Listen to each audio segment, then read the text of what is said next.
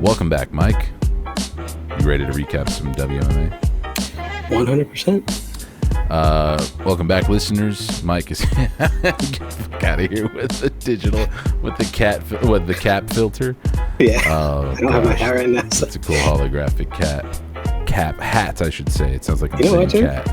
This would actually be dope from the clean room right here. Kind of like a shifting color type of thing. I don't know how you pull it off. I know Valdivinos has at least one of those hats. They look pretty cool in person. Like the pearlescent kind of like color thing going. Yeah, it's cool. So yeah, we had some WMMA fights. We had two this past weekend. Maycee Barber and Amanda Ribas. They were in the co-headlining spot, right under Ilia Topuria and Josh Emmett. And then earlier on the card, we had strawweight action as Tabatha Ricci met Gillian Robertson in what was Gillian Robertson's second fight back at strawweight. So she made the trek down. That was a good one. We can start with that one, and then we can move on to that co-main of Maycee Barber versus Amanda Ribas, because we got a lot to talk about with that one. That was a really fun one. But let's talk about this Tabatha Ricci Gillian Robertson fight. Did you think that Gillian Robertson would have a better do you think she was going to be able to use her size a little bit more to her advantage here? Like, is this how you kind of predicted it going? For one, I'll start. I don't remember. I don't think I was around for the show, so I picked Tabatha Ricci. Looking into the fight, it was Ricci. She was moving down, right? Or was Robertson moving down? Robertson was moving down. Robertson moved down. Yeah. That's right. So what was this? And then fun fact, that stat kind of tripped me out with Robertson, I think, having the most subs in the UFC for WMMA. In WMMA, for sure. Yeah, I think she has like 8, and the second closest is Mackenzie Dern at 4. So 7 and 4, but yeah. Yeah, 7 and 4. So that was an interesting stat to me. But I would say the fight kind of played out how I thought. Tabatha has always been kind of a grappling, wrestling kind of base, and I think she's just too strong, too powerful for someone like Robertson. I don't feel in that fight that Robertson really beat Tabatha very many places. There was a few shots that she landed that definitely got through. Tabatha striking at times looked good, at times looked kind of suspect. There's definitely some strikes that we're getting through. And I'm really high on Tabatha Ricci as well. Her only loss is to Manon Ferro, so no shame in that. But in looking at the fight, up at flyweight too. Looking at the fight and kind of seeing where she stands, I know with the win, she got into the rankings. I want to say number 13. Last I checked, I could be wrong, but it's definitely like 13 to 15 range. She looked great, but with the striking defense at the weight class, it has me a little worried about how far she can kind of go. We're talking about Ricci here? Yes. Okay. In terms of like ceiling, I guess. Do I want her to be the champ? Yeah, I'm a big fan of hers. But just there's just certain things in that fight, and granted, she's on a 4-fight win streak now, so she's definitely building that momentum to, I think she's definitely earned a spot on the next pay-per-view, or at least on the main card of a well spotlighted event, be it like a UFC on ABC or something on ESPN, something like that. She sits at number 14 in the UFC strawweight rankings right now, by the way. Just looking. And so, but no, overall, she came out. She looked good. Had the cardio. She went the full 5 or the full 3. I'm sorry. And got a strong win over Robertson, who definitely is no slouch on the ground. But like I said, I think there was just a different level to that, and Tabatha was just able to control everything, and Robertson just. She wasn't really going to take Tabatha down, even though I do believe at the end she landed one takedown. But I think she just wasn't able to control her and kind of establish what she wanted to do. Yeah. Which is that grappling and work those submissions. And yeah, it's not a tough loss for Robertson, I feel, because, she's definitely a fighter, and Robertson will definitely be back as well. But I think, when you go back to the drawing board on that one for your next fight, I think you definitely start to work on some things, to add to that grappling kind of pedigree that she's had. But she's sitting at 12-8 now. So, which on paper, she's had a odd UFC run, kind of alternating wins, losses. Her losses, she's got some strong losses, and her wins, she's got some solid wins as well. She's got the Maria Agapova win. She's also like gone through the fire a bit for some of those wins. Yeah. Particularly that Maria Agapova win. I don't know if you remember like how it played out, but she was getting battered until she got the submission. And I think it's one of those deals where that submission outshined how bad she was getting her ass beat for a little bit in that first round, because she put Agapova to sleep, and Agapova was like twitching and like was biting her tongue when she was being like choked out. So it was a very graphic rear naked choke, and I think that made a lot of people forget. But Agapova was really giving her a run for her money there for a bit. But her grappling prowess, it's going to keep her in almost any fight, because she's, to her credit, she's hard to put away. Yeah, she is. And she's been in the UFC for a long time, since like 2017. And she has that win over Meatball. So that's, you always have that feather in your cap. But I kind of feel that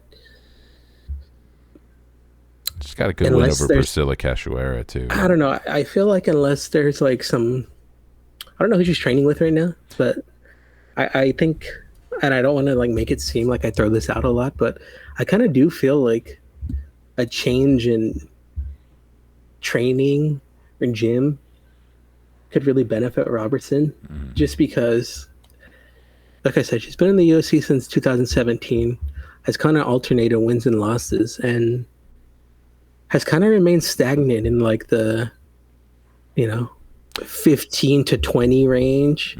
And I feel if there's things that get worked on with how good she can grapple and work subs, then I think you have a chance to definitely break that top 10. But she's 20 fights into her MMA career, and she's 6 years into the UFC.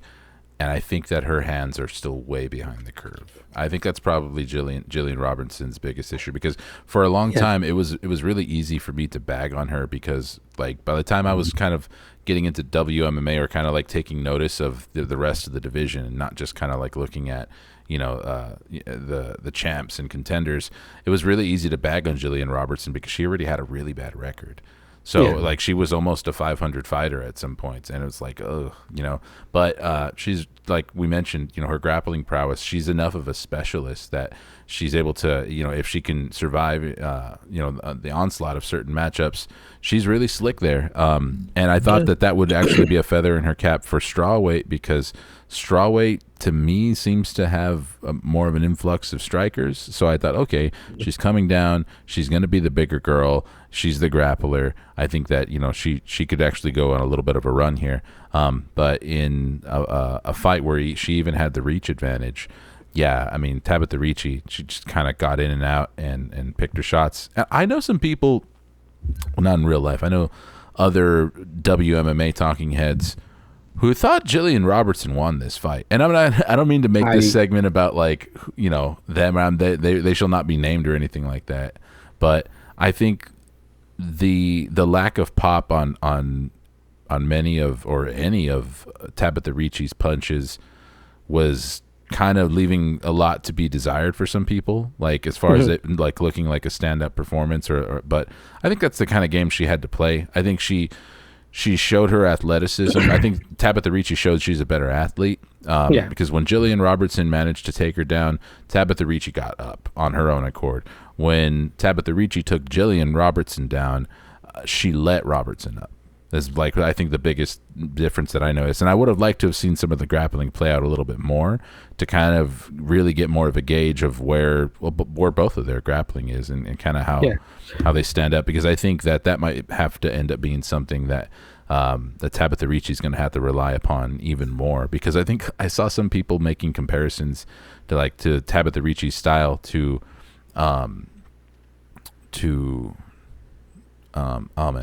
married to Tisha Torres.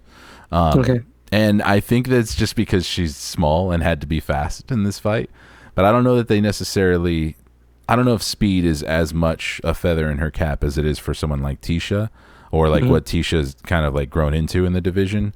So I don't know. But I thought it was an interesting fight to look at just visually, because to me, Tabatha Ricci looks like she could make atom weight, or is much closer, you know, a smaller end of the strawweight division, whereas you know, Gillian Robertson never struck me as like a really big flyweight, but still, you know, her being the girl coming down. But you know, I concur. You know, I think it would be interesting to see her change up coaches. I mean, I'm not really quick to tell fighters that, like, well, I don't tell fighters anything, but like, I don't know, like, I think some of it is you gotta stay with, you know, dance with who you came with, or whoever you brought to the dance, or whatever the saying is. But then again, stick with that, took you to the dance. Yeah, like, you know, you have that connection, you have the chemistry with your coaches, but it sounds like she might not have someone on her coaching staff that's putting enough emphasis. So she's on currently that at striking. the goat shed. The goat shed. So let's see who's I don't recognize anybody besides Gillian Robertson. Hector Lombard. I didn't see Hector Lombard's name there. Well, on Tapology it shows up. He's the first. I'm on SureDog, so SureDog's not showing any of that. And a lot of times I don't know. Sometimes I don't like whether it's SureDog or Tapology. I'll click on it, and sometimes I look and I wonder, like, are these just people who have been known to have trained there in the past? But I feel like it's not an accurate look at who like currently trains at a place.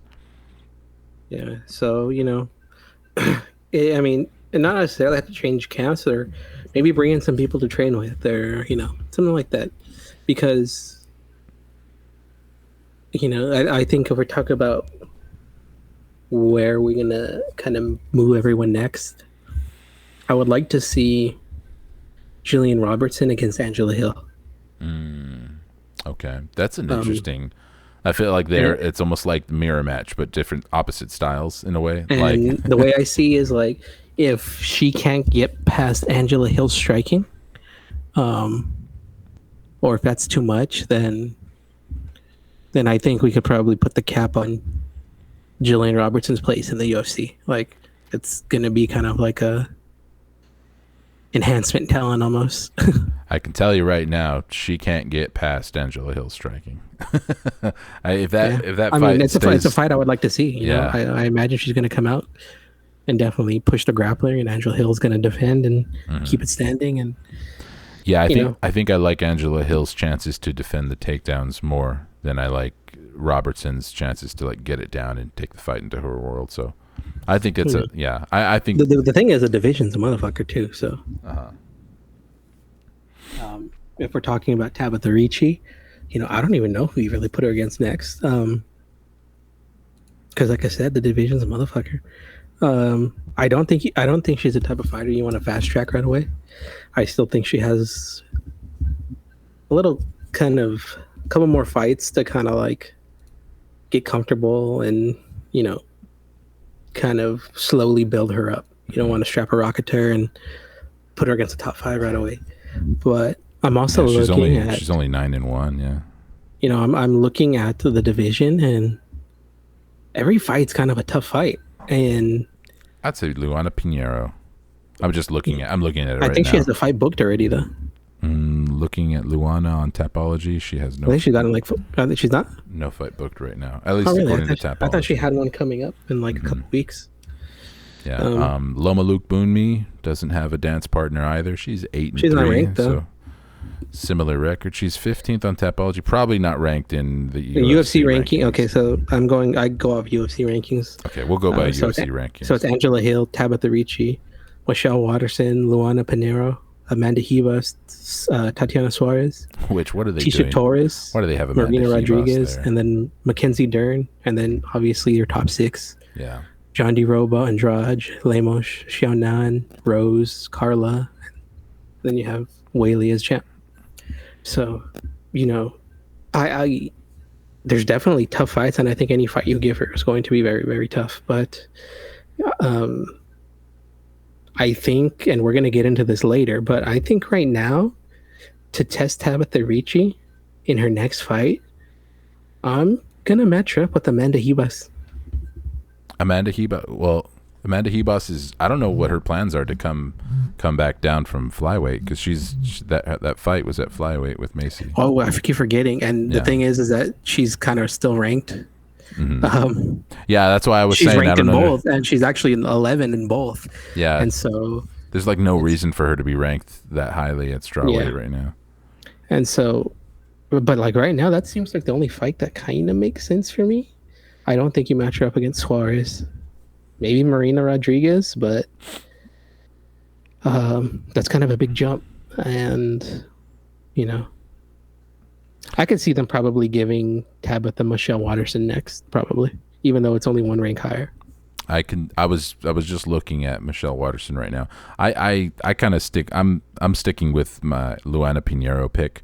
I think that they're both kind of similar levels of experience. Luana Pinheiro is just coming off of a split decision win over Michelle Watterson back in April. So I think Michelle Watterson would be a great test also, though. I think what Michelle Watterson brings is, well, for one, Tabatha Ricci isn't going to be able to do what she did to Gillian Robertson to Michelle Watterson. It's going to force her to keep evolving as a fighter. But above all else, Michelle Watterson brings a ton of experience to the table too. So I think, like I said, I think both fighters need a test in that next fight. And so the Michelle Watterson, Angela Hills makes sense for both. And maybe they give Gillian Robertson someone unranked, which is probably more likely the case. But if they really want to keep her in that top 15, then for sure, definitely Angela Hill. But we'll see where that goes. For sure. All right, let's move on to that co-main event. This is the one. Maycee Barber, Amanda Ribas. Man, Maycee Barber showed out, earned my respect for sure. Fantastic. Yeah, I'll be the first to say I've been very critical of Maycee Barber before. I've recognized the improvements that she's made to her game. I thought this one I thought this one was going to be closer than it was. And she went out there and she really pieced up Amanda Ribas. Maycee Barber showing that she is very likely the hardest hitter in this women's flyweight division. And there's, I would say straight up outclassed Amanda Ribas. Yeah, I think so. I don't want to. I don't want to just parrot, but I like what anybody else has said. But I did listen to the Jack Slack podcast on Monday, and he kind of like broke down a little bit about like Amanda Ribas' stand-up game, and then I just. Like, I'm not gonna like go into like what he mentioned technically, but he he had a good laugh at how Amanda Ribas copies the Shogun Hua thing, where she like kind of like parry a strike and then put her hands up while stepping back. And like that didn't hit me. Yeah, it's a Shogun thing. I don't know why I'm doing it. This is a audio only podcast. I was doing it too. You just kind of have to do it. And yeah, like I saw her doing it, and we'll put the image in the video. Oh yeah, no, for sure. Hands up, Ribas. And he makes a really good point. It's like, Ribas, what is that for? Like, I feel like it's just a move to put her in her comfort zone in striking, because she doesn't really know why she's doing it. There's no there wasn't really, and to be I mean, I don't think Shogun really had a reason to do it either. I think it was like a stylistic thing. But I just always thought it was a way to like signal that nothing hit them to the judges and everything. Like they take the strike and I guess nothing touched me. Yeah. And that way, like they're giving a signal to the judges, like, hey, nothing. That's valid because I can't think of anything else it could be. Because I couldn't think of any other reason why anyone would do that. But other than they didn't touch me and I'm fine. Like, look at to show how cool they are. Just to like give a visual to the judges, and that way they could probably see like, oh yeah, from our angle, maybe it looked like they landed, but they're telling us that fucking nothing hit. So meanwhile, I'm very confident I could find a screen cap of Amanda Ribas doing that while her like nose and mouth are like gushing blood. She's just wearing the crimson face mask. Yeah, man, Maycee Barber. I think the most significant strike, the highlight of the fight, Maycee landing that head kick, that same side head kick where she like throws the left and then like throws the left high kick behind it, hits Amanda Ribas flush. Just a beautiful image, a funny image. If you got, like I mentioned, Amanda Ribas, like if you remove Maycee Barber from it, it looks like she's doing a little boogie. Yeah, man. I think my biggest takeaway from this fight is just how excited I am that Maycee Barber is getting good. Because listen, there's going to be some fighters that I hate on, but I would much prefer, even if I dislike the fighter or like the fighter's personality, I still want them to be a good fighter. I don't want, I want, you know, like I'll always give Colby Covington credit, you know, as you know, he's kind of ducking his division, and by the time we see him fight again, he may start to look a lot more washed. But be as shitty as you want as a promoter or how you kind of like put yourself out there or whatever, as long as the fighting delivers in the cage, that's all that matters to me. And from where Maycee Barber came from, you know, throwing jabs from, you know, miles away, she's, man, the things that Team Alpha Male has done for this girl, her and Yan Xiaonan, which I think is probably going to be like the main reason she's not going to go down to strawweight, because she was talking about it, and then nothing came of it. I think that she probably got some reassurance from the promotion, maybe, that she's more within striking distance than we would have given her credit for.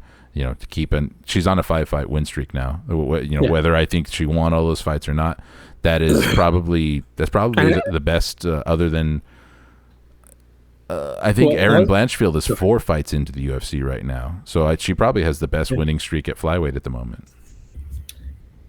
Yeah, and I was gonna say, I think a lot of the hate for Maycee Barber does come from those wins, where a lot of people kind of argue that Miranda Maverick beat her. Yep. And then I think a lot of people think Andrea Lee beat her. That one's more contentious. Miranda Maverick, I think, definitely beat her.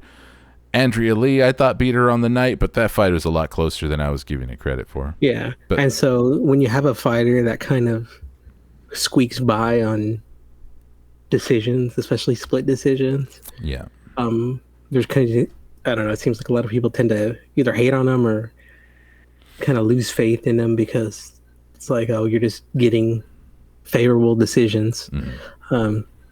But now it's the show me something. But now she came out and she put on, I would say, the performance of her career. Yeah. And back to her finishing ways. Yeah, and you know, it kind of silenced all those doubts and everything that people had. It was a rough road back after the Roxanne Modafferi loss. Yeah. And I think we have to remember too, like that was a result of an injury. Like Roxanne didn't just show up and style out on somebody, like, you know, out of nowhere. Yeah. Like, I mean, Maycee Barber injured herself and Roxanne exploited that, but it kind of does make me wonder how much that injury was an impact on her training or moving forward for a little while. Yeah. Well, you had that, and then you had the Grasso loss, and at the time, I think people saw the Grasso loss as kind of, I think at the time people thought that Maycee should have beat Grasso, but obviously that didn't happen. But I think when we look back on that loss, I honestly don't think it's, I mean, obviously Grasso's the champ, but you know, it's one of those losses that in hindsight isn't a bad loss. If anything, I almost feel like that loss kind of started kind of like the path of the Maycee Barber we have now. That's who valid. is, after this last performance, is definitely a title challenger.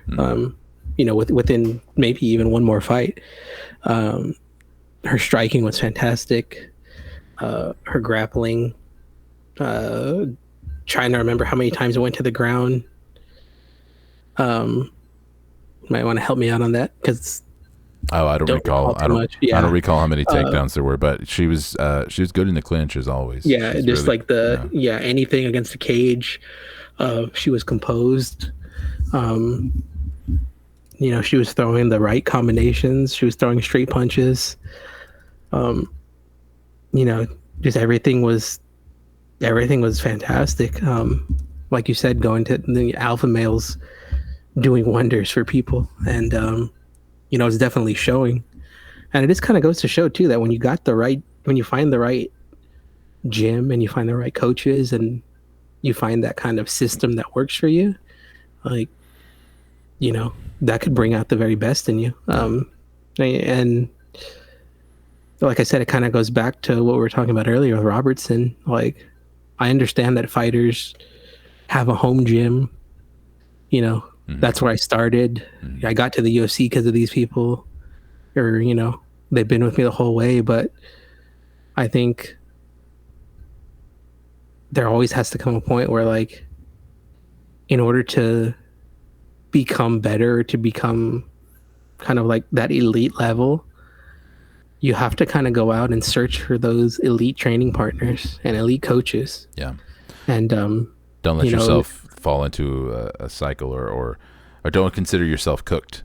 Like, just, you're never a finished product, and you always keep growing and yeah. And I think, that switch to alpha male is definitely something that did that for her.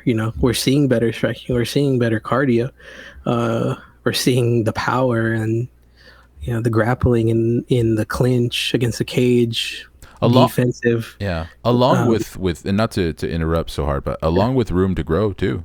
Because like, it wasn't a flawless performance. It was a very, very impressive one. But it was like, it was one of the contenders for fight of the night. Granted, it wasn't the strongest card. But yeah, that was one of the better WMMA fights I think we've seen this year. Probably, I would have to kind of like go back and refresh my memory, but I think probably one of the, I'll say that, one of the better ones. But still, there showed that, like, for one, I think she could stand to work on her defensive wrestling. There's still room to grow there. She got hit with a head and arm throw, like, 3 times by Amanda Ribas. So it's like, come on. They even had the commentary. Touch on that now. They even had the commentary team kind of like jokingly, like, tongue in cheek, making comments about it. And I mean, we don't know. I don't know what is there to touch on. It's an ongoing meme that the head and arm throw is still prevalent in WMMA. But here's the thing too, is, when you, especially with the commentary, and I don't know if the listeners know this, but Dominic Cruz, and I believe, there was a tweet that came out about the comment that Dominic Cruz had made about the head and arm throw in WMMA. Do you want me to find it while you're talking about it? Yeah, and I just have a feeling that, like, when something kind of comes out like that, and it almost becomes a meme, that alpha male looked at that and is like, all right, when we get back to the gym, we're working on this. And I don't know, it just feels like one of those things that, they wanted to joke about it now, but it's one of those things that they're going to see, like, okay, they were joking about that, and we definitely got hit by that, so now we're going to go back and work on that, and we're going to make sure this doesn't happen again. I could see that. I think that amount of, well, not to harken back to Jack Slack, but I think he made a really good point about the whole head and arm thing too. It's like, it's better that we don't pretend that it's just okay, or like okay relative to WMMA. Like, I think he was responding to like a vague tweet about like it being sexist or whatever to judge them for, or to constantly make the joke about the head and arm throws and stuff. But I don't think that like they need to be handled with kitten mittens either. Like, it's not because of gender or body type or anything like that. Like, it's actually better to just point it out and just hope that their teams like start to address it and we just get past it. You know what I mean? Yeah. But yeah, I didn't mean to like go like deep into the whole head and arm throw thing, but at the same time, you know, it's just as far as like what it means to this fight and Maycee Barber. Yeah, I just think that, you know, it still shows that there's room to grow. And like I said about like the finished product sort of idea, like you don't actually want that for a contender on the way up. Like you want to see that, like, okay, she's potentially this many fights away from a title eliminator or a title shot. What are the other ways that she's going to grow? What is she going to pick up and experience in her next fight, you know, depending on what the matchup is? I mean, I could look at a fighter that I stand like Erin Blanchfield and say like she still has room to grow, you know, with her stand up and her striking too. So, yeah. You know, and on the other hand, we have Amanda Ribas. Amanda Ribas. You know, she's alternated wins and losses for many fights now. What is that one? You know, past 5 fights have alternated wins and losses. So we got losses to Barber, Chookagian, Marina Rodriguez, and then sandwich between wins with Paige Van Sant, Jani Roba, and Vivian Araujo. So, and I know, you know, Amanda Ribas has been known to kind of shift classes as well. Yeah. But it was not a good night for Amanda Ribas. I know there was a lot of kind of momentum for her, and she was really wanted to move up and kind of get to that title shot. But, you know, I've been a fan of Amanda Ribas essentially since she got into the UFC. But I don't know, just based off that performance, and I guess it's maybe it's the theme of the show today. You said she should switch camps. Again, she's training with her own camp, man. She's training with Ribas team. And when you're the biggest fish in the pond, you know, they're not keeping you honest. You're not when you have to go and fight those, you know, ranked fighters in the top 10. You know, you may be dominating at the gym and your hands are looking good and you're taking everyone there down and you're subbing everyone. But and everybody in the room, when you know you're the big fish, are interested and invested in making you better at the end of the day, no matter how hard you spar. When you get in there with Maycee Barber on fight night, we especially saw on the night, like Maycee Barber was a fucking savage that night. You know, it's a different feeling, and you got to get people who are going to put you in those spots, and fucking, you know, push you. Like with training with Ribas team, like I said, you know, she's training with Mike's going handheld with the mic. You're savage. Sorry, she's just training with, you know, regional MMA fighters, which that's nothing wrong with that. But look at Maycee Barber, man. Like, she's training with Uriah Faber, and who else is there at Alpha Male right now? Hey, Amanda Ribas brought in fucking Waco kickboxing champion Daniela Shutov to work on her striking last year, I think. So, I mean, like, when you compare the level of training partners as well, you know, it's night and day, man. Like, like one obviously has very, very top tier talent, and the other one has, you know, good but regional level talent. Amanda Ribas has been connected to American Top Team as well, though.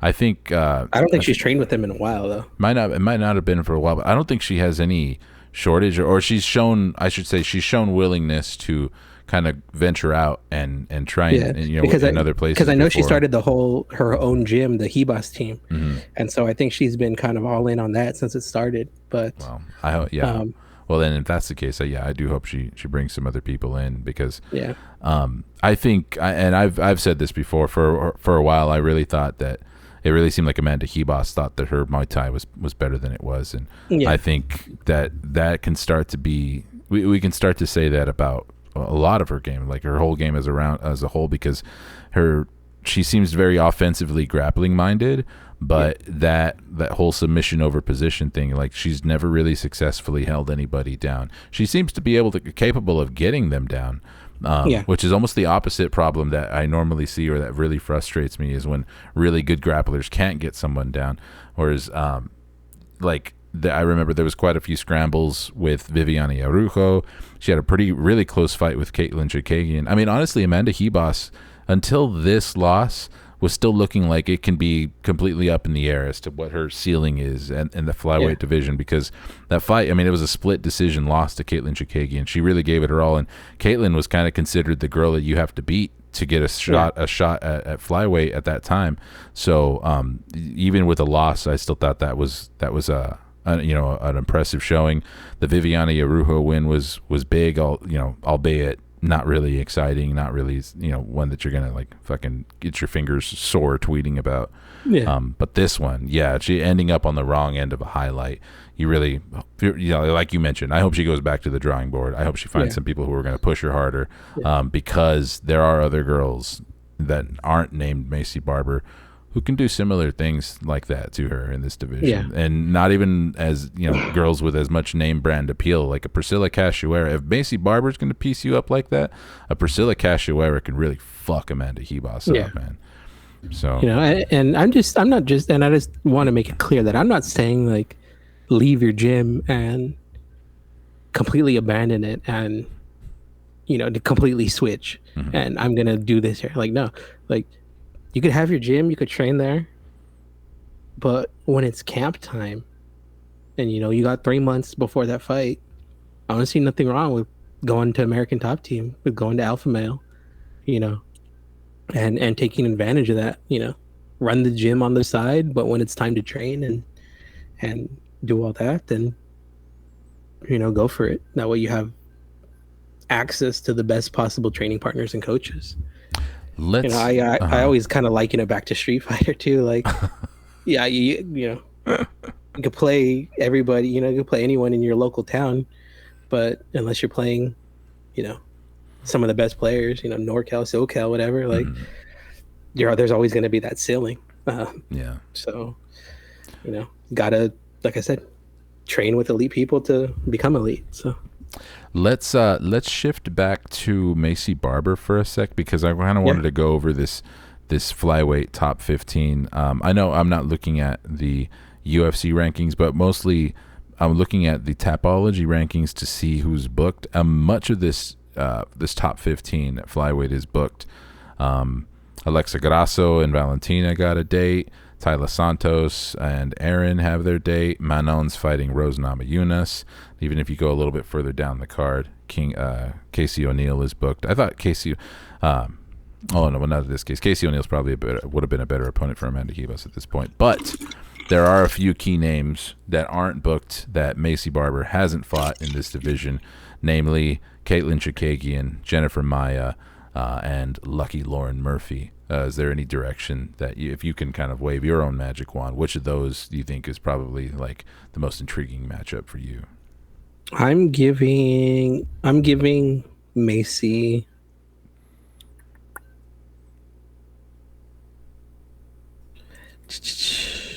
and I'll tell you right now, not ranked right now. Caitlin, I'm not looking at the UFC rankings. Like I said, Tapology still has her at number 6. When was her last fight? Coming off of a 2022 loss to Manon Fiorot. Jennifer Maia. I was gonna say Katlyn Chookagian is currently not ranked in the UFC. So, oh wait, no. Who's this? You're looking at the wrong weight. You confusing WMMA fighters again. No. I'm so confused. On UFC, they have her name because she lost to Fiorot last, right? Yes. Okay, yeah. So her name on UFC right now, maybe I think she got married. That's Sir Minara. Oh, see, I wasn't even aware that's why of that. I was like, who's? And then it kind of confused me for a second. The classic WMMA name change happens all the time. And so I was like, why is Chookagian not ranked right now? And then I had to click on it, and that's why. So, hey, WMMA fighters, you can choose to not listen to me all you want. By all means, take your husband's last name. But as far as the UFC is concerned and MMA, just go with the name you've been using. You've already got so much invested into it. Maybe it doesn't matter if you're just kind of making your UFC debut, but if you're Katlyn Chookagian, you're Chook. I mean, but anyways, did she hyphenate it? No, yeah, I don't know. But you're like, I don't know. I'm not touching that one. So now that I got my rankings kind of in order, okay. So now that she is ranked, that fight makes sense. I don't think Lauren Murphy's. I honestly think that Ribas versus Lauren Murphy is a better fight.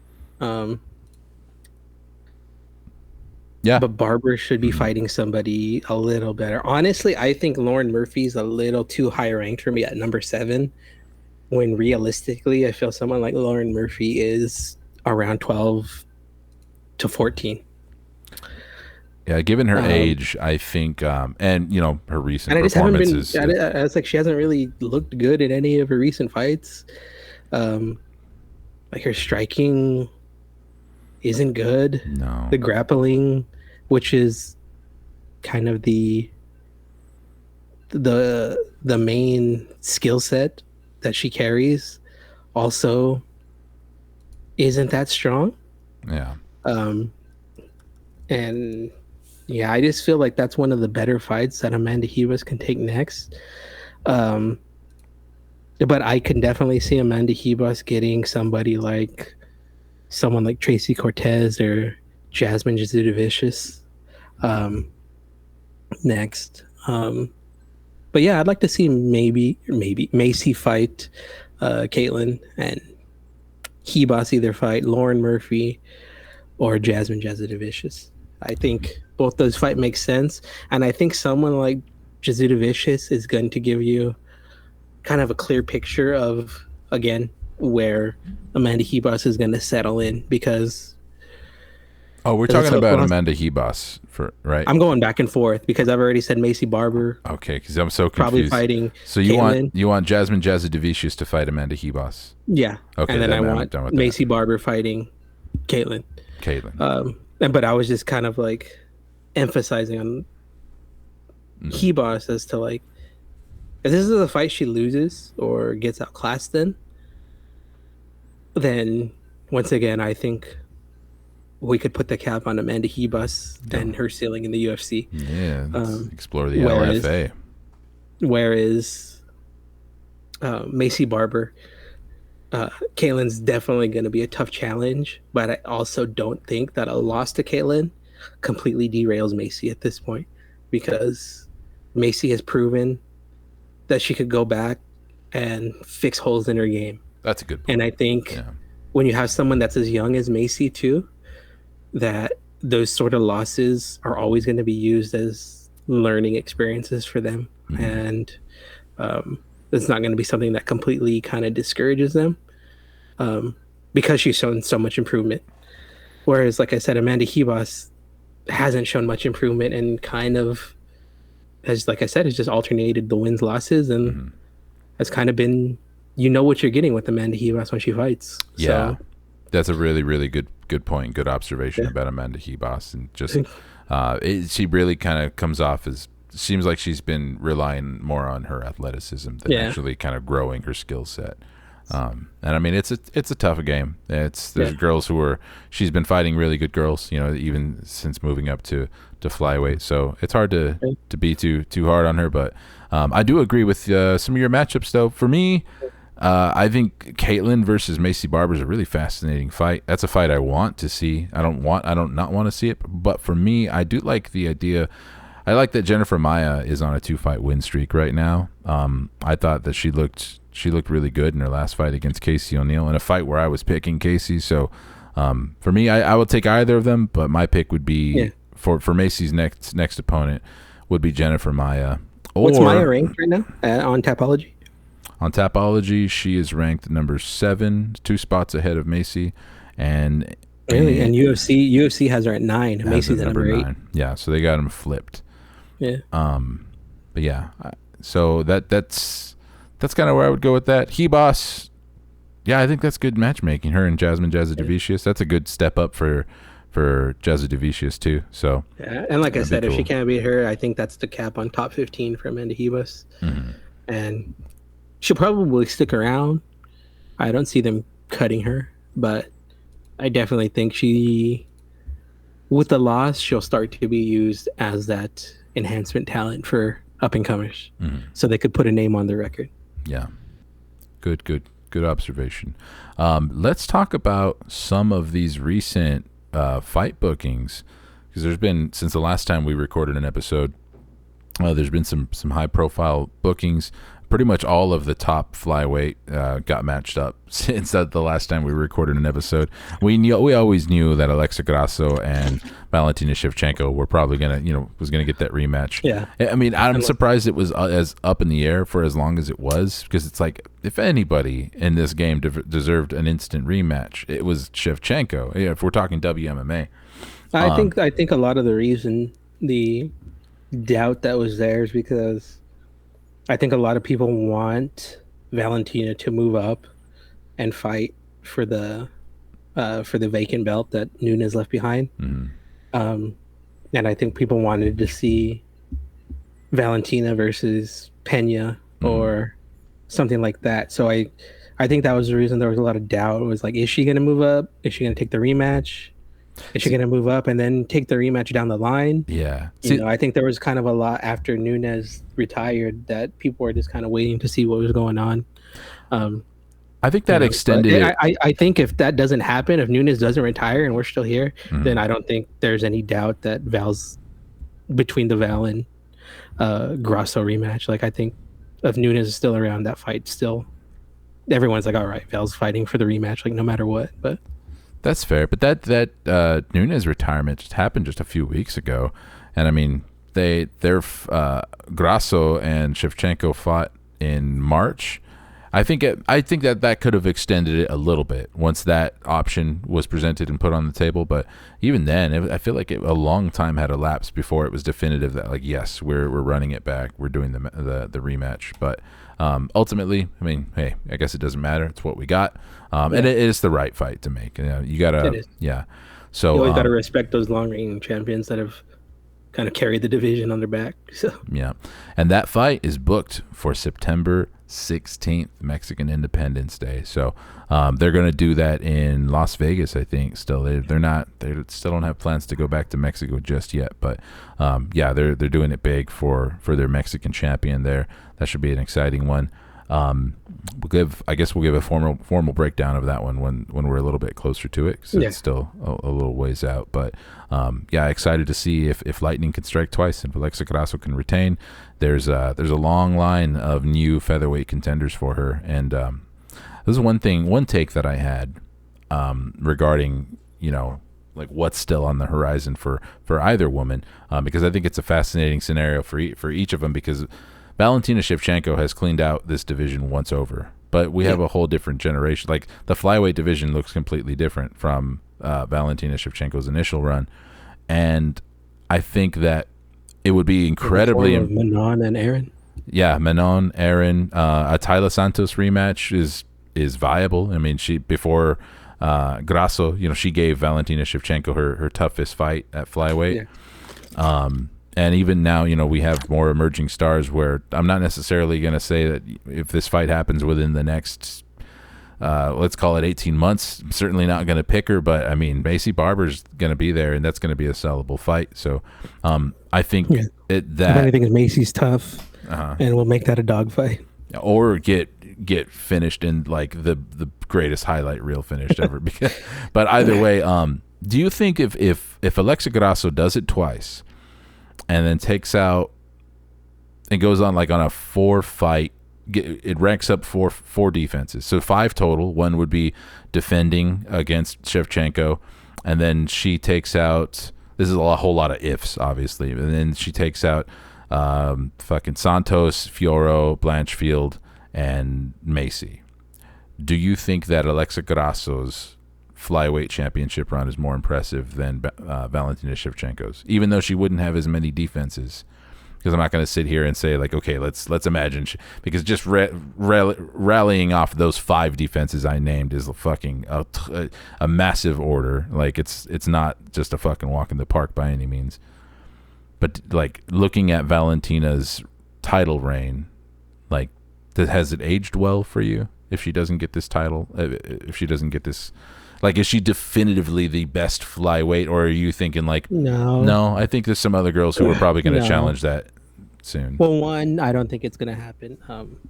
I don't think Grasso gets past Blanchfield at all. I don't think, even if she were to somehow beat Shevchenko a second time, I don't see her holding on to the belt for long. Like I said, you got Blanchfield, you got Santos, hell, even someone like Maycee Barber, like you said, would give Grasso trouble. But no, yeah. Which funny, because their first fight was kind of the birth of the Maycee Barber jabbing from like 5 feet away meme. Is like that's how bad her boxing was back then. When she fought a boxer like Grasso, like that's what she resorted to. But it won't look like that again if they fought again. So there's that. I think for Valentina has wins over Johanna, Pena, which I'll still maintain is her best flyweight win. But sorry, go on. She got the wins over Pena, Johanna, and I think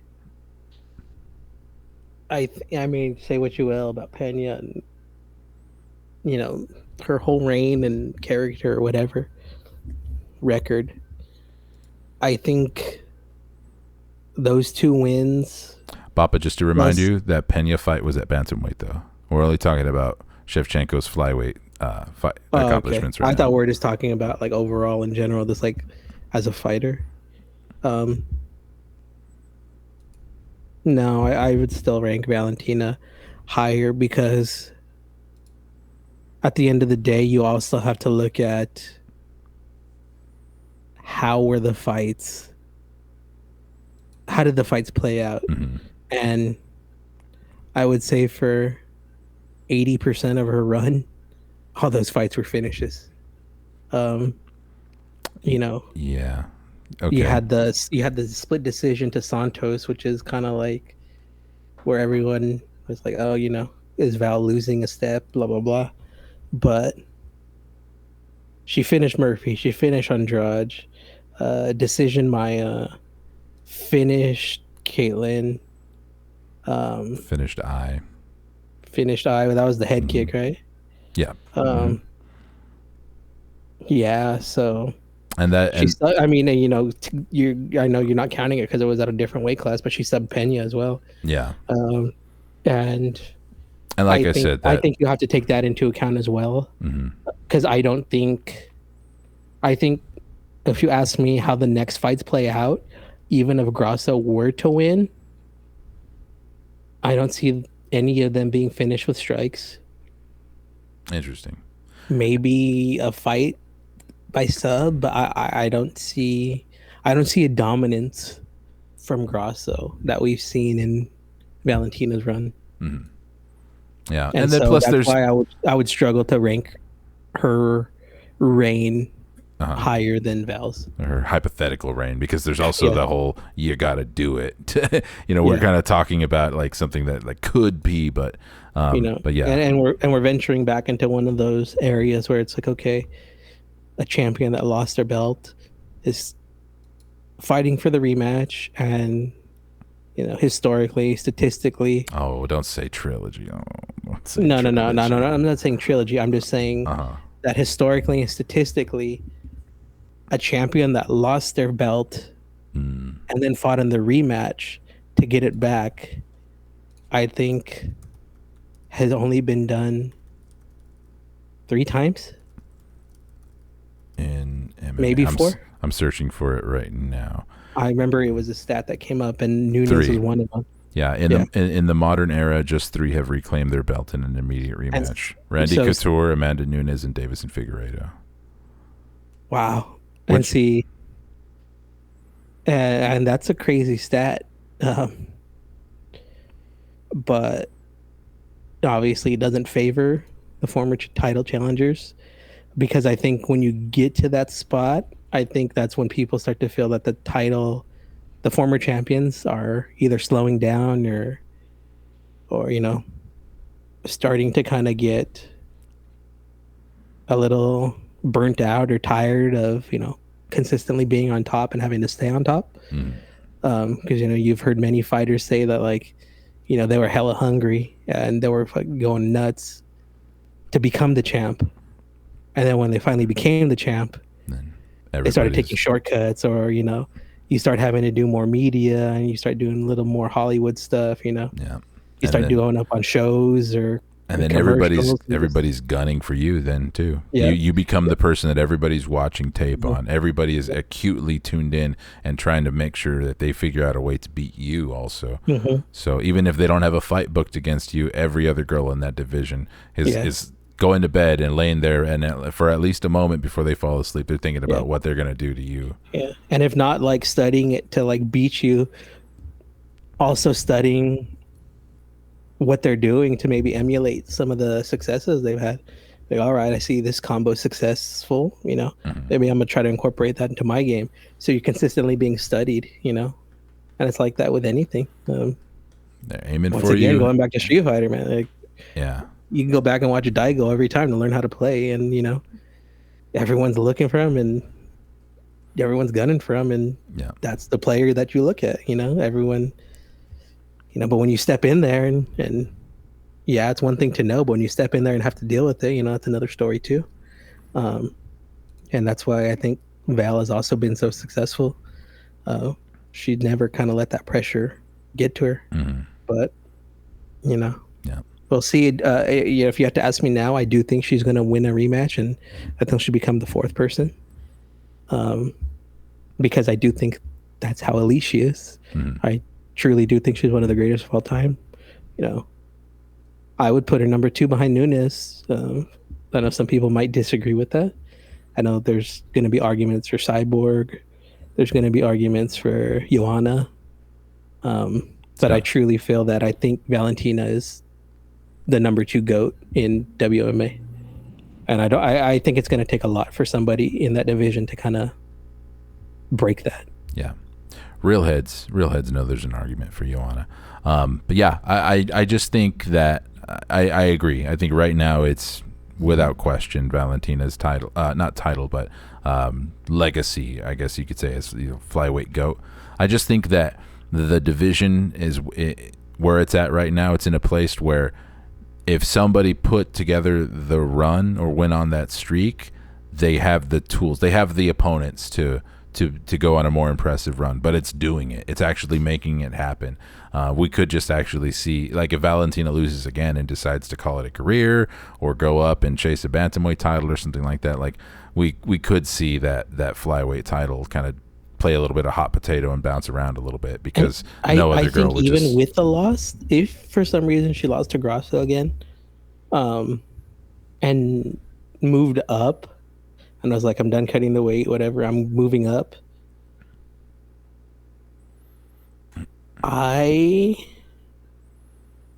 If she does that, sorry to interrupt, but she does that, and if she does that, and Grasso manages to defend, and then if Grasso beats Fioro, Blanchfield, and Tyler Santos, even with those, that shorter title reign, I do already think that would be more impressive than Valentina Shevchenko's title run.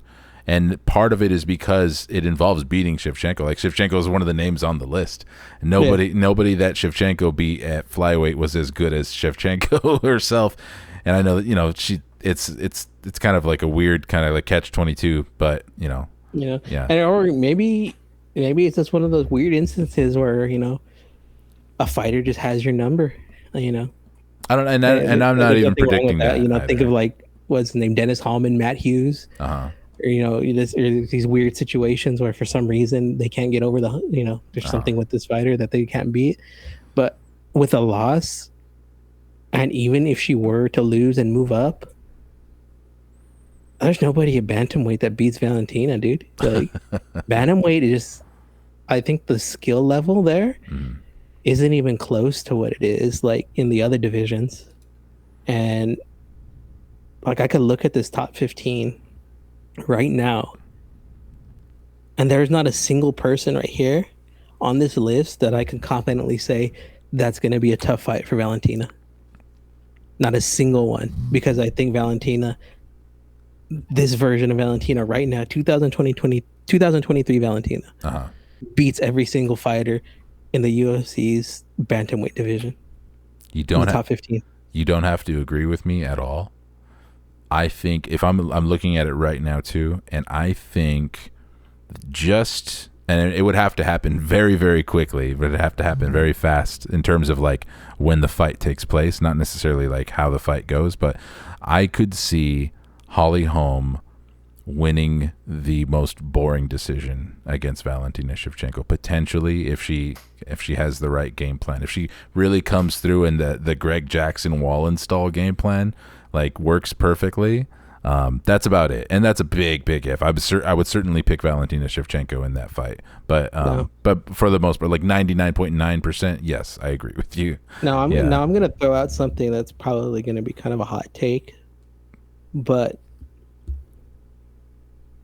hypothetically, if Valentina does move up, wins the belt, say she beats Pena or Raquel Pennington, whoever the champion is after the vacant fight, goes up, beats them, finishes them, and then defends the belt 2-3 more times, I think she becomes the women's GOAT. Yeah, I would say so. Because you can double champ Nunes this whole time, but let's be real, the whole division 45 of one of those belts was a farce. Never existed. No. There was never a top 10, there was never a top 15. It was a belt made for Cyborg, and they kind of kept it around. I think when you take into account Valentina's run at flyweight, and if she were to move up and then make that run, defend 2-3 times while also winning the belt, then I think that is better than almost anything Nunes has done. I agree, and I don't even think she needs that. I don't even think she needs that many defenses. I think if she goes up, if she gets that strap and defends it once, that's already more deserving of women's GOAT status. I think because for exactly the same reasons you said, being double champ. Well, actually, she wouldn't be double champ. She would just be. She would have champ in 2 different divisions. Yeah, I think that alone, because like we said, we it's impressive, but we all know one of those belts wasn't a real division. She did beat like the realest person for it, though. I mean, going back to Nunes, because she had to knock out Cyborg. After that, there was nothing to defend that belt against. But yeah, it was just people moving up in weight to get a chance at a title at that point. Yeah, and so let's. Yeah. Do you want to shift over to, because we are exactly about an hour in? Do you want to shift over to the UFC Fight Night Strickland versus Magomedov card? And just kind of run down. We don't have to give breakdowns, but let's give our picks. Quick hits. Yeah, because we actually have 3 WMMA fights on this card, and very, very little time. But there's always more to chew on for the recap. It's our version of punches and bunches right here. Absolutely. Ariane Lipski, a favorite of yours, goes up against Melissa Gatto. This is going to be a flyweight fight, so props to them for putting flyweight on this main card. I think, and of the 3 fights that we're getting, I do think that this is probably the most quality one, probably the harder one to pick for me. I think the most competitive fight, I think, on the card for WMMA. Yeah, absolutely. Melissa Gatto doesn't have quite the experience that Ariane Lipski has, but what she lacks in experience, she makes up for in pretty impressive ground control. I think this could be a really exciting ground battle. Ariane Lipski, I think, is a little bit more well-rounded, more willing to bring the violence on the feet, for better or for worse sometimes. But I don't know that Melissa Gatto is going to be the girl who's necessarily going to make her pay for that. I think this fight plays out on the ground, and I am. Let me see who the dog and the favorite is, because I would imagine Lipski's the dog. She is. She's a slight underdog, plus 135. I thought it would be the other way, actually. But okay. So then I guess I'm picking the favorite then. I think Melissa, I was going to say, I think Melissa Gatto gets the upset here, but that would not be the case. I think Melissa Gatto either gets it down on the ground with I'm not. Yeah, I think it's going to be a decision. I'll go Melissa Gatto by decision. Yeah, I agree with you there. I like Ariane Lipski.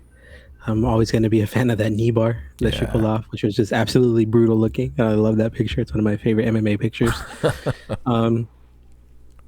That knee bar was against someone else on this card also, Luana Carolina. But Melissa Gatto has only coming off the loss to Tracy Cortez. Mm-hmm. You know, and Tracy Cortez is still a fighter that I'm not 100% sure how good she is yet. Mm-hmm. But I feel that she's still strong enough. I think that name alone is kind of almost better than almost any name on Lipski's list, even though it was a loss. And Lipski has lost to kind of lesser competition, I feel. While also being inconsistent with, you kind of never know how she's going to show up or how she's going to perform. Mm-hmm. And so kind of just going off that alone, I'm also going to have to side with you and go with Gatto as well. Yeah, what you mentioned about Lipski's, like the people who she has losses to. I mean, there was only so much we could learn about that Priscilla Cachoeira fight. Like that one, it was a bad loss because she got finished. She tried to stand with Cachoeira, got her back put on the cage and got finished. But I also think that was I'd like to see how that fight would have gone if she had a better game plan. I think that was just horrible game planning. So, I don't know exactly. I don't want to cap her ceiling. Like, you don't know how she's going to come in. Like she's freaking wild card, man. Yeah. So, okay. So we agree there. Melissa Gatto, Yana Santos, Carol Hosa. I know because of the little pregame we did before we started recording that you are going with Yana Santos here. I didn't say I was going with Yana Santos. Oh dear. Okay. Mr. Contrarian. So are you going with Yana Santos? No or not? Well, here's the thing. And I think you put it into my head at the start, too, when we're kind of doing some pre-show stuff.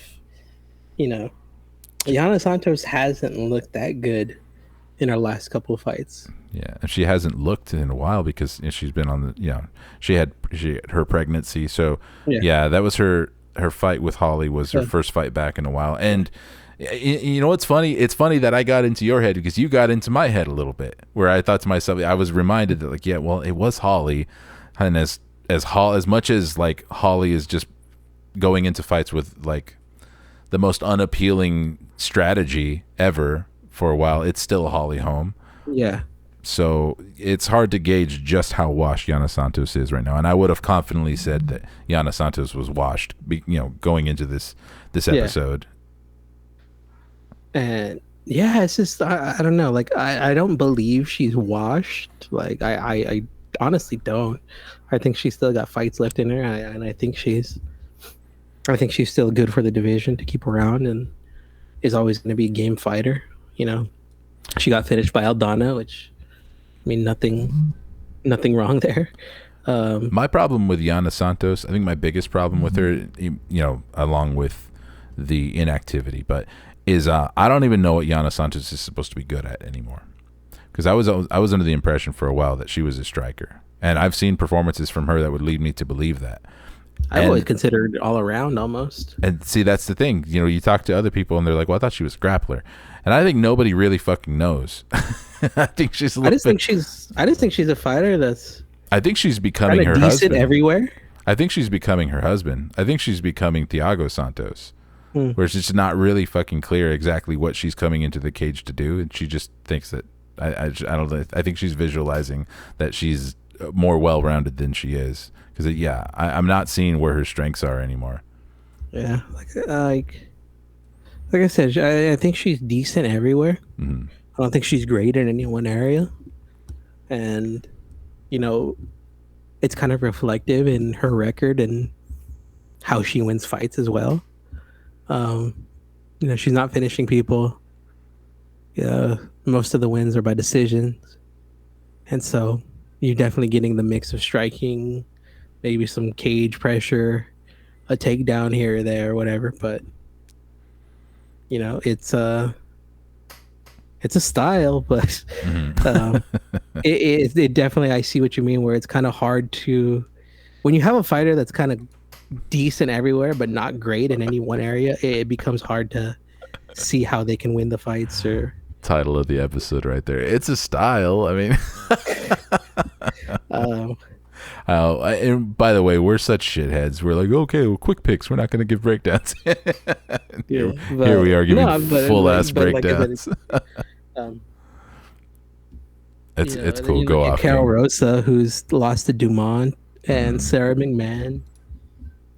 Like Sarah McMahon's not that great, or it's kind of a bad loss. 2022 Sarah McMahon too. In hindsight, doesn't age super well. Wins over Betch Correia, Lena Landsberg. And that Landsberg win was a majority decision. I'll say this too, and I just doesn't put the most faith on it either. So, and I'm just reminded of this too. Honestly, I'm a little disappointed in us because this is a fucking featherweight fight, man. It doesn't matter. It really just doesn't fucking matter. So yeah, flip a coin. Yana Santos by decision. Okay, I'll go Carol Rosa.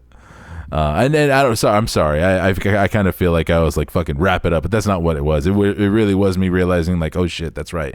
This is taking place in a dead division, like a division that's like already taken off of life support. I kind of wonder. Funny enough, I don't know if you noticed this, but it's not even in it. They don't even have it listed anymore on the UFC's website. No, I saw that. It's completely gone. And I'm trying to get to. Let me go to their featherweight rankings. I'm trying to see who else is booked at featherweight inside the UFC, and right now, as far as I can tell, there are no other UFC featherweights booked for fights. I think this could potentially be the last one. Yeah. So in a way, maybe we do have to give it all the flowers. Maybe we do have to give it. It's already gotten enough of a breakdown from us. Hey, I mean, but if this is the last featherweight fight in the UFC's WMMA division, look forward to the featherweight Unplugged episode. Yeah. Oh yeah, absolutely. That's a deep dive right there. Yeah. Yeah, featherweight is bantamweight for a long time was like the Cadillac division for WMMA. Like, I mean, that's where the biggest superstar did her work, Ronda Rousey. And then featherweight was like close behind. It was number 2 because there was always Cyborg, and Cyborg, went and did her work. And because back in the day it was Cyborg. Cyborg never really went down to bantamweight, did she? They always tried to get her down for Rousey, but I always they always tried to, but she always said she couldn't make it. Yeah. So yeah, for a while, like she carried the torch, and she still does outside the UFC. If we're talking featherweight, it's still Cyborg. So yeah, that would make it an interesting Unplugged episode. I'll look forward to that one. We get Brandon on that one. And our promised quick pick, Ivana Petrovic, making her debut against Luana Carolina, notable victim of Meatball Molly McCann, and another fighter on this card, Ariane Lipski. She's been on the wrong side of some really fucked up highlights for WMMA. Luana Carolina. And then she has some fucking baffling wins too, like going and looking at her record. Loopy. Yeah, dude, like Loopy. Talk about having the most inconsistent wins and losses. Loopy Godinez just showing up as a green win on other people's like fight records. It's just fucking.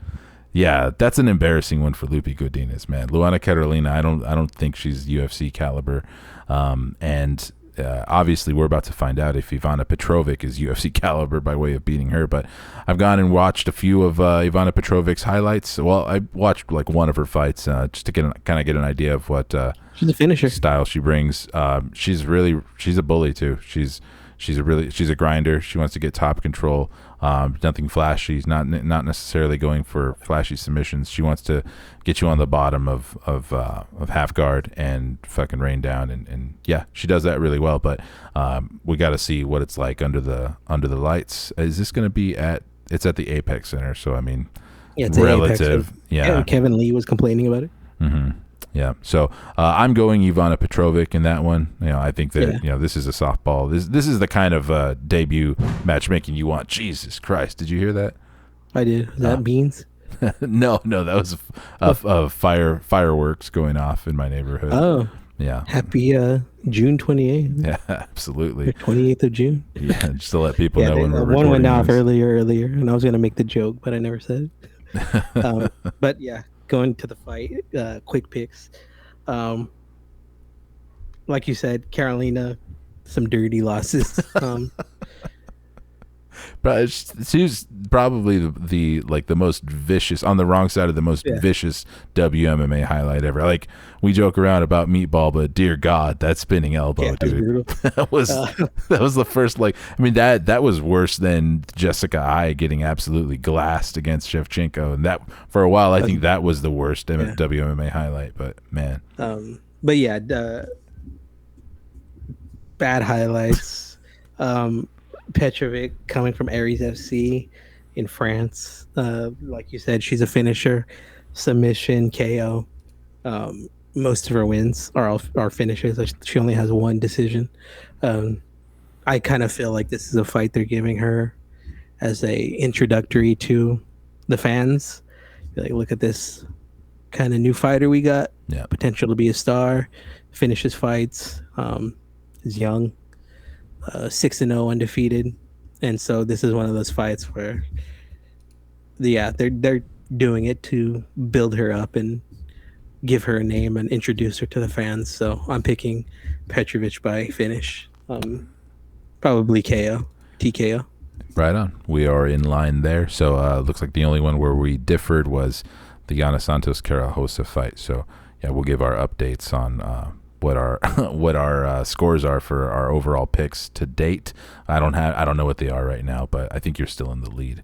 So yeah, because I picked Maycee, and I picked what's her name? Now I'm blanking.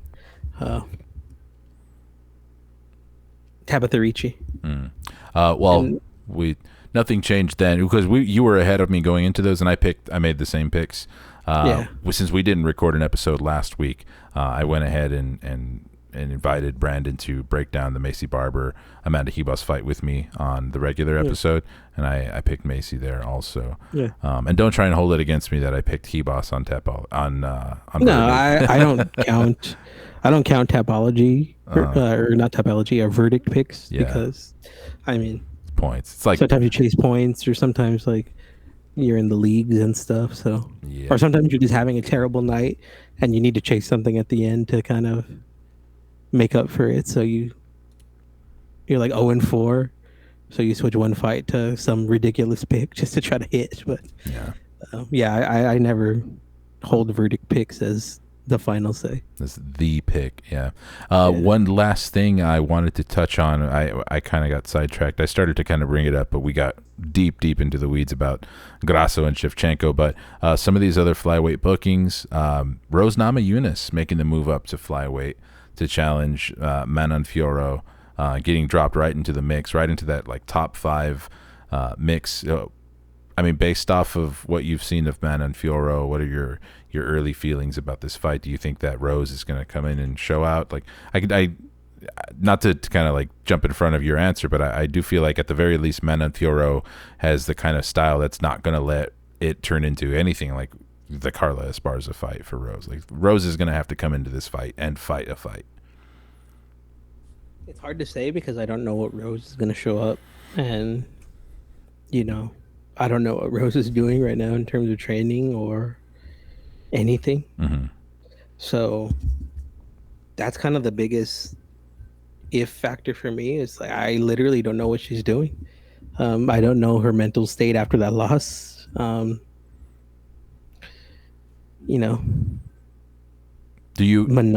is a tough fight, and I definitely can see her winning. Just a slight height advantage, pressure on her, slight reach advantage, but aside from that, and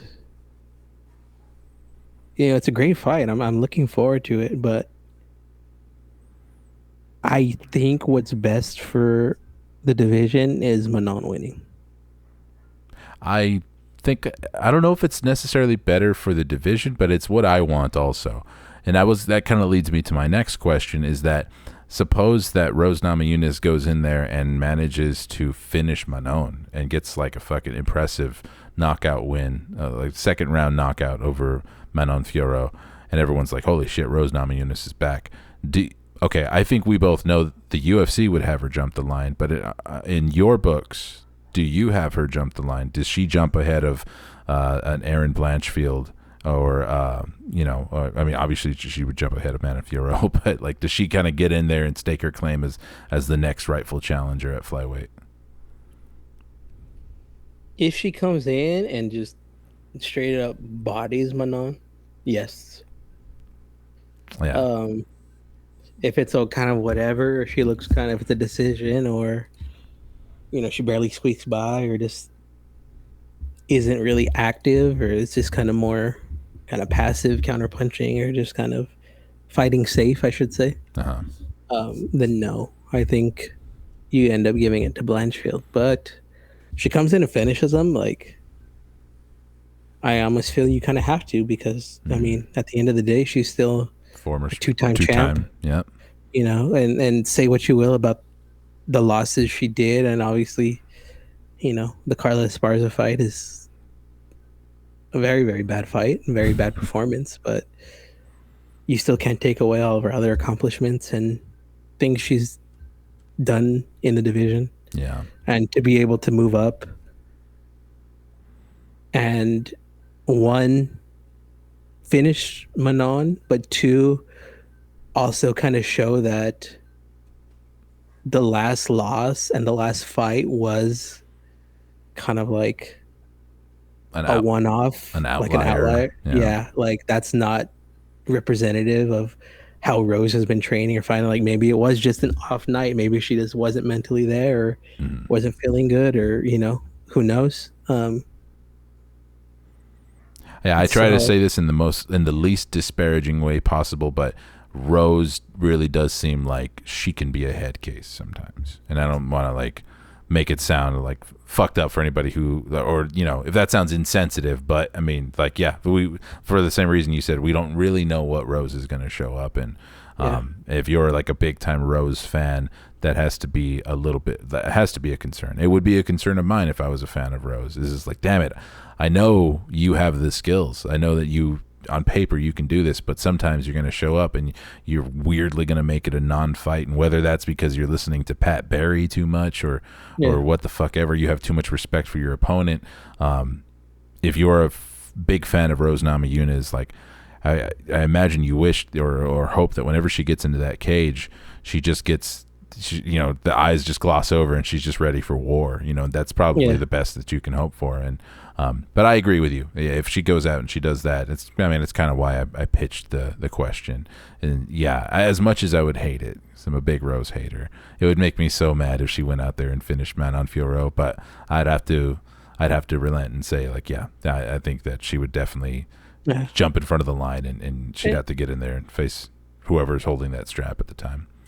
Because that'd be big money too. If Shevchenko's holding that strap again, dude, Shevchenko versus Rose, that'd be fucking money. People are gonna tune in. You could put that as a headliner. It wouldn't just have to be the token WMMA championship co-main. Like, that could be the main event right there.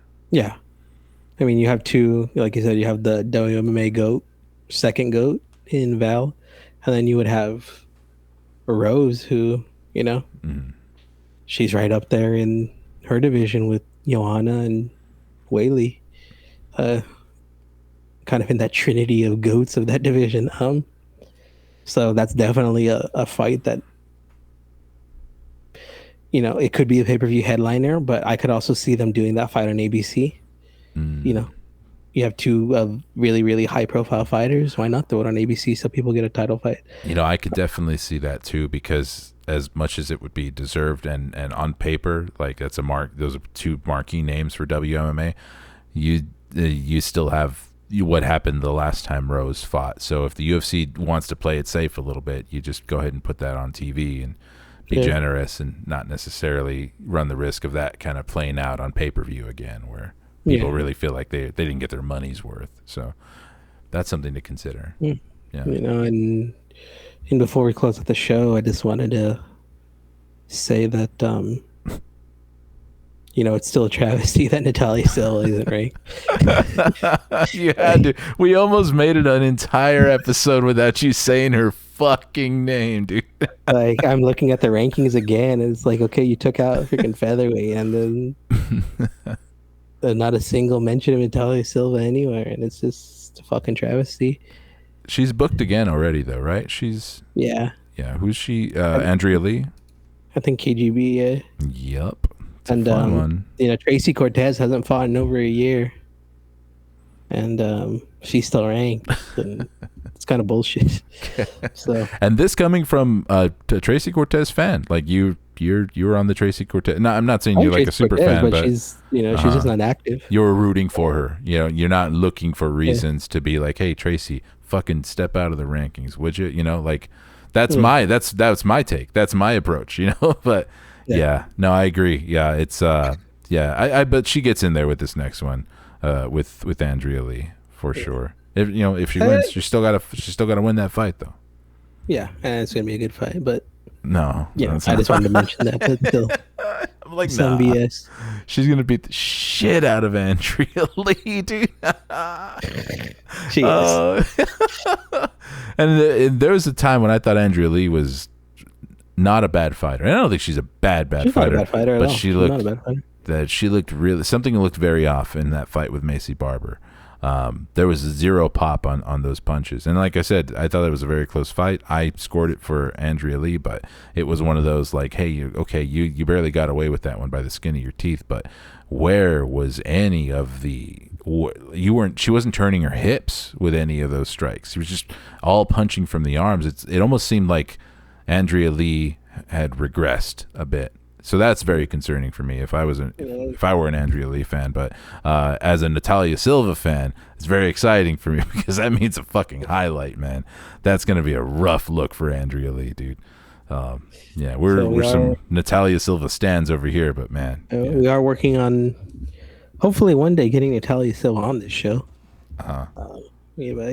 What do you continue to work on that? What do you mean by working on it? If by working on it you mean talking about it on this podcast, that's about the extent of the work that we're doing. But hey, yeah, I want that too, though. I absolutely want that. If anybody out there knows Portuguese, then and is willing to be like a English Brazilian translator, we'll definitely need it. I don't know how it goes as far as booking interviews with MMA fighters who speak different languages. If the onus is on the MMA fighter to bring their own translator. You know what? I'm going to announce it right now on this show. Shit, here we go. I'm a DM Natalia Silva and ask her if she wants to be on the show.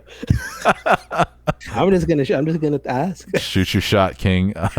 Yeah, try and figure out who her manager is too. Go fucking message Waleed Ishmael. No, I'm just kidding. Just give me access to the Fight Plug podcast Instagram. That way I could do it from the official thing, and then because that would be dope. Like, I don't know. We did this as kind of like, as we enjoy WMMA and everything, but just to be able to have a fighter on and just have that interview with, it would just be really cool. So yeah. And I think the fans would kind of be down for it too. No, it would be sick. It would also be podcast that kind of just started off as just some dudes that like watching fights, ends up actually having some of their favorite fighters on here, to ask about them. It would just be fun. I know it would also absolutely be the end of Mike Gonzalez's podcast career too. Because I just know it. Yeah, you would be like, all right, cool. I got what I wanted out of this. And you'd be like, all right, I think I'm done with this. Because if I had scored an interview with Joanna when we were just 10 episodes into the regular podcast, I'd probably be like, that's what I started this for, and I got it. So we're done here. Yeah. But now, we're not even asking for the full show. Just call in 5-minute segment. Got a fight coming up. How's it feeling? Yeah. What are you training in? All right. Good luck. Wish you the best. Mm-hmm. If you want to give a shout out to anyone, go for it. One of and this is not really related to MMA or anything, but in listening to some other podcasts more in the tech sphere or about how to get traction as a content creator on YouTube specifically, or any platform, but especially on YouTube. right now it is so much more about the community than the content necessarily, which is to say, like, who's commenting, who's watching for what duration, who's engaging with our content. And I got to tell you, from what I've seen, that I follow some other like WMMA YouTubers and stuff. Yeah. And what it seems to be, or the name of the game as far as growth for them, is doing live streams and getting regulars to go, like myself, to go in and comment and engage with them and ask questions and give takes. Oh, like doing the show live with an audience so they could chime in. Yeah, and they're in the live chat and that kind of deal. Yeah, Wrestling Observer does that too. Yeah, and not necessarily like trying to farm for people to give super likes or super chats, like to give money, although that would be cool, but that really seems to be like, for at least the other YouTubers that I follow in this space, that seems to be like the big step towards actually like starting to grow followers and getting more and more views. Not that they're like huge or anything like that. They're still very much, in the beginning stages. We do record these instead of doing them live. So maybe one day we could do a live show, I've pitched ideas, so tell us in the comments what you want to see if you're still here. We've talked about doing kind of some fight companions for pay-per-views. We've talked about doing some local MMA stuff, kind of doing some live blogs and live videos from local MMA, regional MMA shows. I've even thought about doing some kind of shorts for kind of like YouTube shorts or IG reels, with just some kind of quick WMMA stats for maybe a fighter that's got a fight coming up, or doing a quick highlight reel of a fighter or something. That reminds me, local WMMA. Shout out to Destiny Yarborough, former opponent of Gabby Garcia in MMA. She plans to be coming back to WMMA soon. I think I shared the clip with you and Brandon. Yeah, she beat the fucking snot out of somebody in Tijuana this past weekend in a bare knuckle boxing fight. Nice. So yeah, I thought she was coming back to WMMA.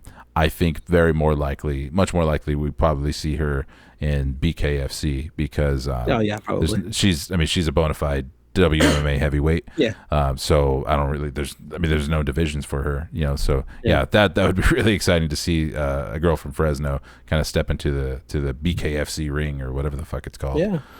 Because man, tell us what you want to see, guys. That chick throws manos, man. Fuck. If you want us to cover BKFC, we can. That we can. If you want to, just let us know if any of those ideas sound good. If you want fight companions, if you want live streams, let us know and we'll work on it. But as far as this show is concerned, if you are still listening and you enjoyed this episode, please consider hitting that like button. And if you are still here listening and supporting this right now, after about a 2-hour podcast, then I'll be fucking surprised. Mike, outro the show for me since you're doing it already. Go and step on my outro. You outro the show. Close the show.